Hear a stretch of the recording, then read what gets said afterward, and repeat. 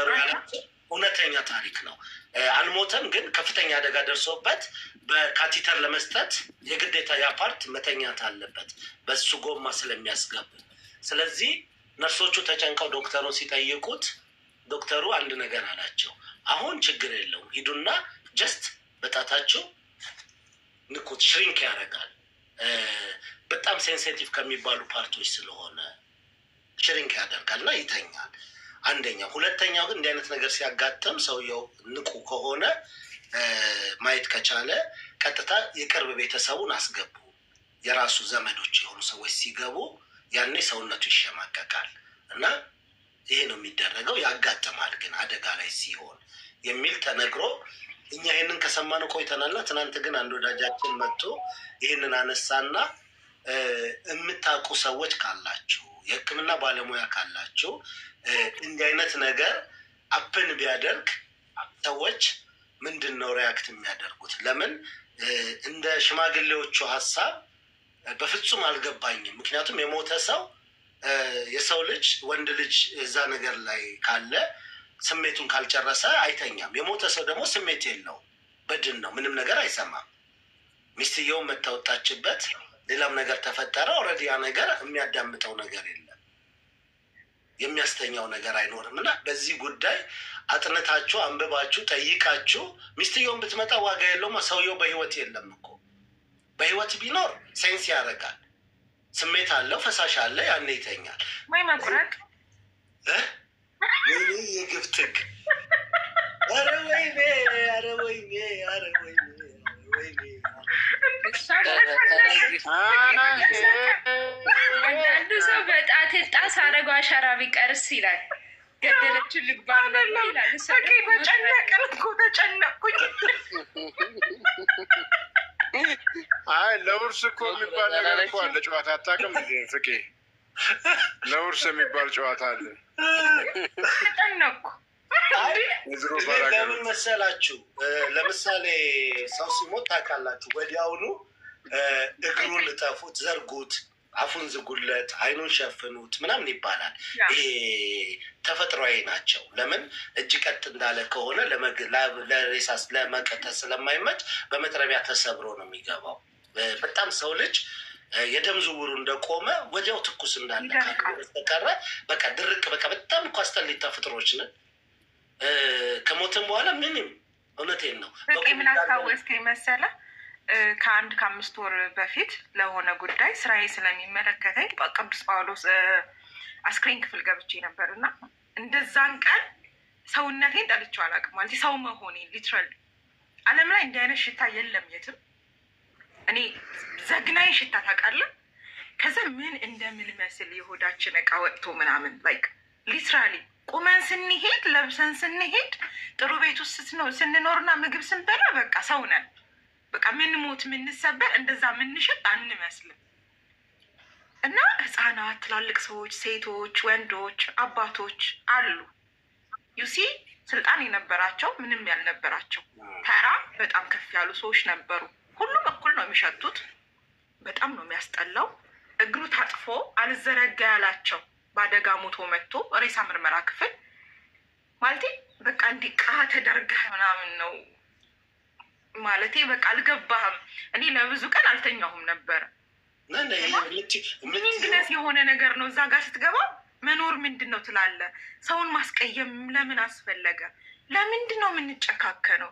መቼ እንደምንሞት አናውቅም። ውስጣችን ያለው ነገር እንዴት ነው የምናስጠላው? እንተላለን።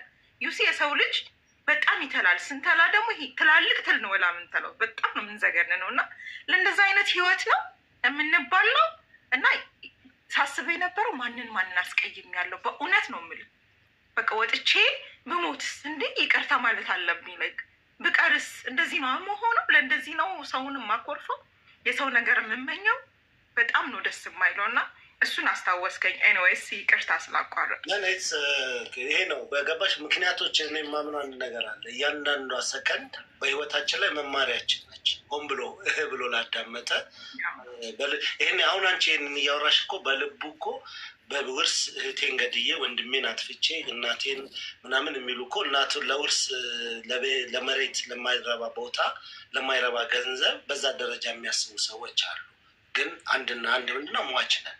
በቃ ወደድንም ጠላንም እዚህ ውስጥ አንድም ሰው በጋራ የሚያስማማን አንድ ነገር አለ፣ ሟቾች ነን። በየትኛው ቅስፈት፣ በየትኛው ደቂቃ፣ በየትኛው ሁኔታ እንደምንሞት ነው የማናውቀው። መልካም ነገር ከሰራ ሰው በጎ ነገር ካደረገ በህይወቱ ጥሩ ነገር ካለ ስሙ ዘላለም ይኖራል። ደጋግ ልብ ያላቸው አሉ። አሁን ዛሬ ላይ ምሳ ያበላንበት ዶክተር ጀንበር የምትባል ከኢንግላንድ ሄዳ በ1994 በፈረንጆቹ አቆጣጠር ኢትዮጵያ ላይ ለ4 ቀበሌ ሽማግሌዎች የገነባችው በዛ ቦታ ለወጣቶች ለምናምን ብዙ ነገር ነው የሰራችው። ቤታቸው፣ ሽንት ቤታቸው ምናምን። ያቺ ሴት ከሞተች ወደ 4 ዓመቷ ነው። ማዕከሉ ስላለ ግን እኛ ደግሞ እንደ ታሪክ ሄደን የዛሬ 2 ዓመት በአጋጣሚ ነው የገባነው። እዛ ቦታ ላይ አዛውንቶች ይመጣሉ፣ ይገባሉ፣ ይበላሉ፣ ይጠጣሉ፣ ይሞታሉ። ነገር ግን ሴትዮዋ ስሟን ተክላ ሄዳለች። በጎ ነገር የሰራ ሰው ስሙን ተክሎ ይሄዳል። ይህን ደግሞ ክፉ ነገር አድርጎ የሆኑ ሰዎችን በድሎ ሄደ ሰው ልጁ ወይ ሰካራም ሆኖ ያ ቤቱን እያየ ውርስ ለልጅ ያስቀራለሁ በክፋት ያለው ነገር ልጁን አጥፍቶ ወይ ልጁ ከእህቱ ጋር ተገዳሎ እስር ቤት ይሆናል። ያም ንብረት ለማይሆን ሁኔታ ለመንግስት ወይ ለሌላ ነገር ይገባል። ፍቄ ባይዘዌ ማወቅ ያለብን ውርስ ራሱ ስትኖር ነው። ኢነሴንስ አሁን ለምሳሌ እያለህ የፍቄ ቤት ሶሪ ምሳሌ ስለፈጥ የፍቄ ቤት ይባላል አይደለ?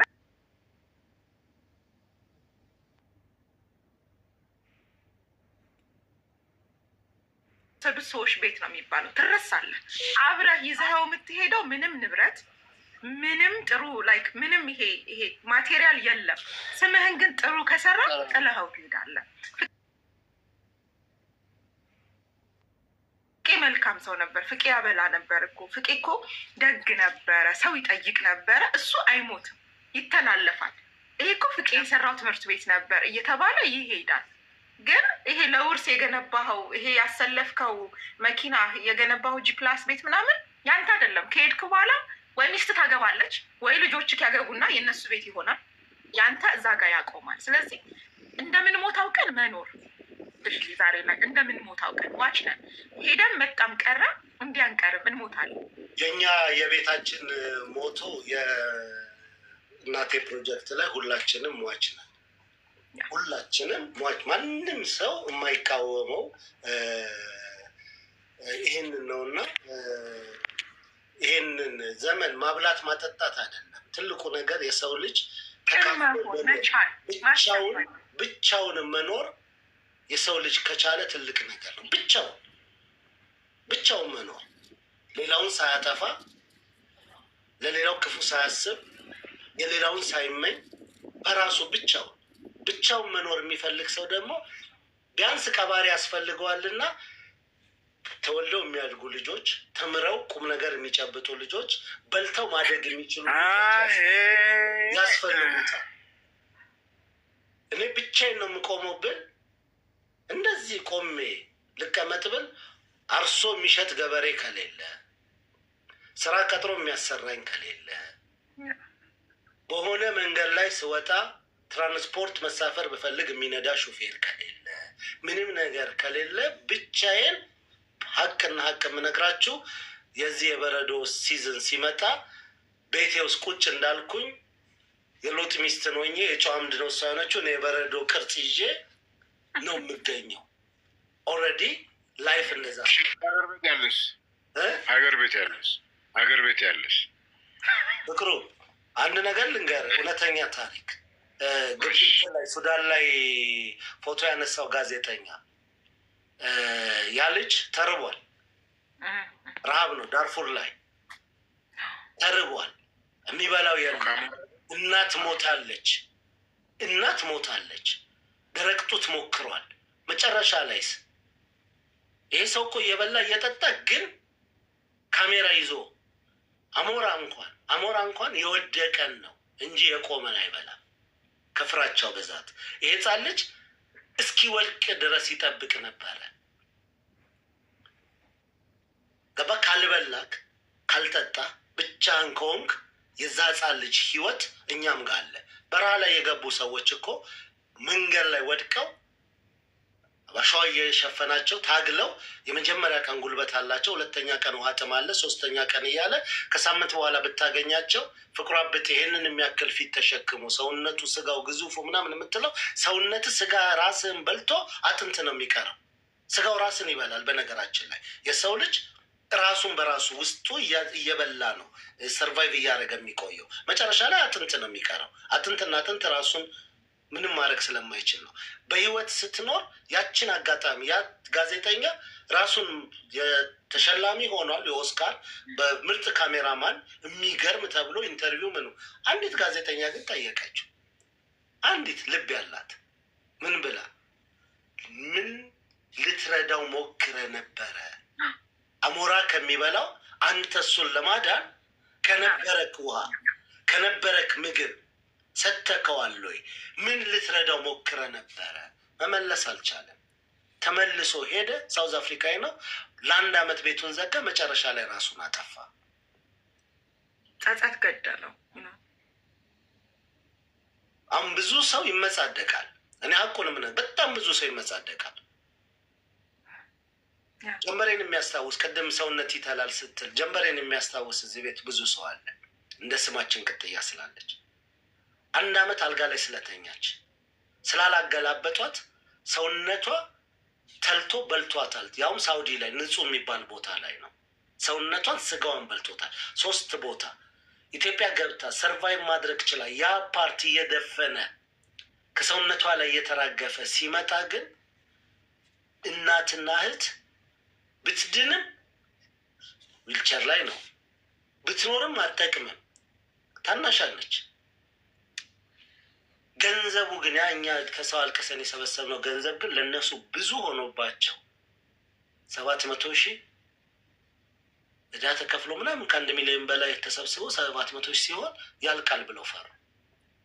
ያልቃል ለእሷ የተሰበሰበ ገንዘብ ወስደዋት ያ ሁሉ ጠብ፣ ያ ሁሉ ጭቅጭቅ፣ ያ ሁሉ ነገር ከተደረገ በኋላ መጨረሻ ላይ ያጋጠማት ምንድን ነው? እሷ ወደማይቀረው ረፍት ነው ሄደችው። በእርግጠኝነት ነው የምነግርህ ፍቅሩ፣ የጊዜ ጉዳይ ነው። እህትየው ወይ እናትየው አደባባይ ላይ ሲጸጸቱ ሲያለቅሱ እናያቸዋለን። የቀን ጉዳይ ነው። ረጅም ሊመስለን ይችላል፣ ግን አይደለም። መዳን የምትችልን ልጅ ነው። እንደ በተፈጥሮ ብትሞትም ሐኪም ቤት እንኳን ሆና ብትሞት መልካም ነበረ። የሰው ልጅ ጭካኔ ያለው አለው። የሰው ልጅ ክፋት አለው አለው። ምንም የሚታለም አይደለም። ሰው በተፈጥሮ ክፉ ነው። በተፈጥሮ በልምምድ በመኖር ነገ ይሄም አለ በማለት ልክ አሁን የተናገረችው ናርዲ ያለችው ሬሳ ክፍል ገብቼ ሳይ ሽታችን ምናችን ምን ነገር አለበት? በነገራችን ላይ ቅዱስ ቅዱስ ይሄ ሽቶ መልካም መልካም ጠረናችን በጎ ስራችን አይደለም ምን ነገር ያለበት። በክፋት ውስጥ ብቻ አይደለም፣ በመልካምነት ውስጥ የጀነራል ማዕረግ የደረደሩ ሰዎች፣ አንቱ ተብሎ የተከበሩ ሰዎች ጥይት ከመታቸው በኋላ ከወደቁ በኋላ እዛ ቦታ ላይ አፈር ተቆፍረው ካልተቀበሩ ከ3 ቀን በኋላ በዛ ጋር ብታልፉ ያ የፈራችኋቸው የሰገዳችሁላቸው ሲያዙ የነበሩ ሰዎች ይሸታል ሰውነታቸው። ማዕረጉ ያ ሁሉ ክብር የሰው ልጅ የሰጠ እግዚአብሔር በተፈጥሮ የሰጠን ማንነታችን አለ። በተፈጥሮ ሰውኛ ባህሪ አለን። ብዙዎቻችን የምንመጻደቀው ሰውኛ ባህሪያችን እንተዋለን። ባለን መኪና፣ ባለን ቤት፣ በምንኖረው ሉክሱስ ህይወት፣ በምንኖርበት ተፈጥሯዊ ቆንጆ የሚያምር ኤሪያ። አዎ በተፈጥሮ ሰው በህይወት ካለ ደስ ይላል፣ ግን ያ የሚያመጻድቅም አይደለም። ፍቄ ግን አንድ ነገር ጠይቅ። ፍቄ አንድ ነገር ጠይቅ። አሁን ሰው እንደዚህ የሚያምር ነገር የሚያምር ውድ ነገር ምናምን ገዝቶ ይኖራል። በእግዚአብሔር አቆጣጠር ምን ያክል ደቂቃ እንደሚኖር ታውቃለህ? የአንድ እግር ኳስ ጌም ጨዋታ 90 ደቂቃ ነው የሰው ልጅ እድሜ። ምክንያቱም ክርስቶስ ምንድን ነው የሚለው? ከ5 ቀን ተኩል በኋላ እመጣለሁ ነው ያለዋል። የሰው ልጅ እሱን ለማዳን ክርስቶስ የሰው ልጅ ለማዳን አዳምን ለማዳን በ5 ቀን ተኩል ማለት 1 ዓመት 1000 የእኛ 1000 ዓመት በእሱ 1 ቀን ነው። የሰው ልጅ ደግሞ 90 ደቂቃ ነው የሚኖረው በጊዜ አቆጣጠር። ለዚህ ነው የምንመጻደቀው፣ ለዚህ ደቂቃ እኔ ማንም ሰው እኔ ነገን አላውቀው አቁን ንገረኝ ካልከኝ እንደ አንድ ክርስቲያን መጽሐፍ ቅዱስ ላይ ወይም ደግሞ አባቶች እንዳስተማሩት ልል ይችላል። ሪል ግን እዚሽ ምድር ላይ አልፌ ልሄድ እችላለሁ። እዚሽ ምድር ላይ አልፌ ሲሄድ ግን ምንድን ነው ትቼ የሚሄደው? እርግማንን ነው? በረከትን ነው? እንደው ሌላው ቢያቅተኝ ቅድም እንዳልኩ በዝምታ ውስጥ በቃ ዝም ሌላውን ሰው ሳልጎዳ በዝምታ ውስጥ ማለፍ አይቻልም ወይ ነው? እና ይቻላል። በዚች ምድር ላይ ስንኖር ህብረት ሲኖረን፣ ብዛት ሲኖረን፣ ጉልበት ሲኖረን፣ ዓለም ዛሬ የደረሰችበት እኮ በሰው ልጅ ብዛት ነው። ብዙ ስንሆን መልካም ነው። ሀገራት ከሀገራት ሲተባበሩ፣ አገር ከሀገር አንድ ላይ ሲሆኑ ነው። እና ለዛ ነው ኢድ ሙባረክ ብያለሁ ለመላው እስልምና እምነት ተከታይ። በዚሁ አጋጣሚ መልእክቴ ይተላለፍልኝ። ሳውዲ ትናንትና አንድ ቀን አስቀድሜ ስለተናገርኩኝ ጾሙ ዛሬ ነበር ማለቅ የነበረበት። በስህተት አንድ ቀን ስለሆነ በመላው ዓለም ላላችሁ በእስልምና አንድ ቀን ሰው ካልጾመ ለሌላ ማብላት አለበት ግዴታ። በህመም ምክንያት ይሆናል በሌላ ወይም ያንን ጾም ድጋሚ መጾም አለበት። ሳውዲ ግን ምናለች? የዚህን ሁሉ ወጪ እኔ እሸፍናለሁ ብላለች። እና የኢትዮጵያ የእስልምና ተቋማት እንደው ይህንን ስትቀበሉ ጠይቁና በቋሚነት የምናበላቸው የዳቦ ማሽን የሚያስፈልጋቸው እንዴት አልገባኝም። አንድ ቀን ፈጠንን። አዎ ዛሬ ነበረ። እኛ ዛሬ ነው ያበላ ነው። ያው አጋጣሚ ሆኖ ያው እነ ደራርቱ ነው አንተ ሳፊ ያገኘው ማለት ነው። አወቀው ማለት ነው። በቀኑ ነው ያበላ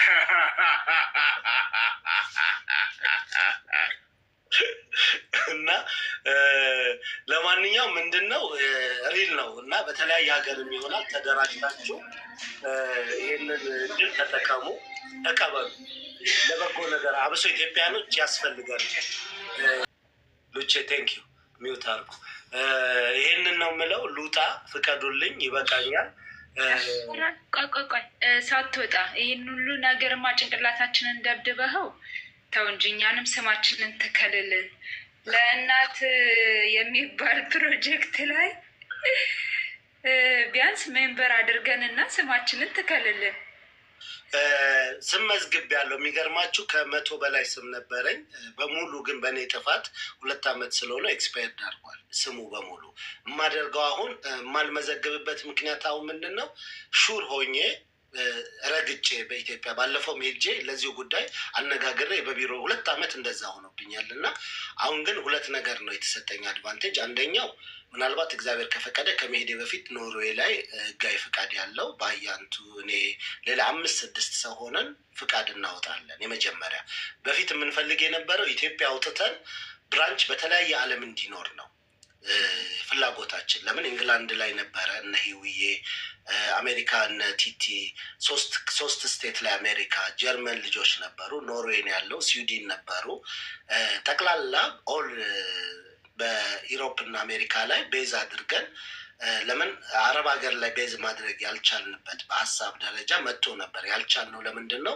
በአብዛኛው ለስራ ጉዳይ የሚሄዱ ናቸው። በዛ ሀገር ላይ ቋሚ ተቀማጭ ሆነው ህጋዊ ዜግነት ይዘው ስለማይሆን ምንድን ነው ግን እነሱ ሰፖርቲንግ በሚባል የኳታር ሰፖርቲንግ የዱባይ ምናምን ተብለው ይቋቋማሉ። እና እኛ ይሄ ፕሮጀክት 3 ነገር ነው የያዘው። አንደኛው ትልቁ ነገር ህፃናት ልጆች ሲንግል በአብዛኛው በይበልጥ